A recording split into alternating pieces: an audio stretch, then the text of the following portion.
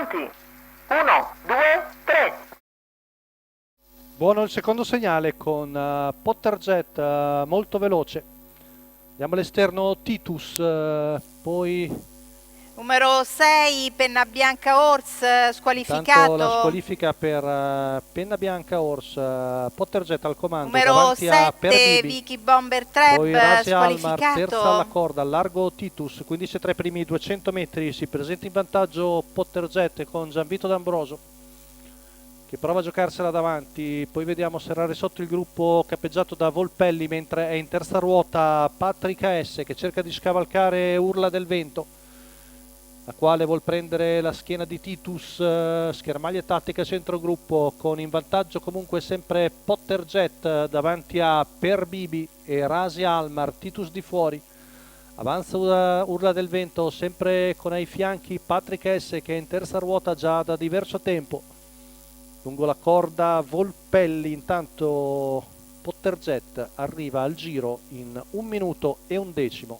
Sempre Perbibi in seconda posizione alla corda davanti a Rasi Almar. Questo è il treno interno. Ora vediamo Battista Congio che potrebbe mettersi quarto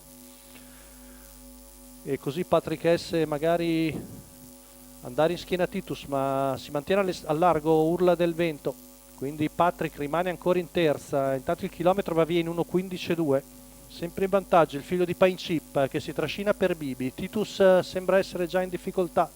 Rasi Almar di dentro, Patrick S stoico in terza ruota, ma ormai ha avuto corsa impossibile. Si allarga Titus e pensa già alla prossima corsa. Intanto in vantaggio sempre Potterjet davanti a Perbibi e Rasi Almar. È il treno interno che avanza. Ora lascia la corda a Volpelli e sposta al largo con Luca Farolfi. Vediamo lungo la corda Peter Pan GSO che prende la quinta posizione, ma Potterjet è ancora tonico in vantaggio. Perbibi è sempre lì secondo, mentre dalle retrovie c'è il volo del numero 13 di Victory Ru 3B con Andrea Farolfi. Retta di là passata in 15,5, cattivo Victory Ru 3B, prova l'anticipo per Bibi. Potterjet cerca di difendersi, ma Victory Ru 3B sembra avere spunto più fresco. Avanza al largo anche Socrate Benal, siamo a poco più di 200 metri dalla conclusione con Victory Ru 3B che si presenta in vantaggio, cerca di reagire per Bibi, anche ancora Potterjet di dentro Peter Pan GSO, ultimi 50 metri con Perbibi che cerca di difendersi da Victory Ru 3B e sul palo Victory Ru 3B viene a vincere davanti a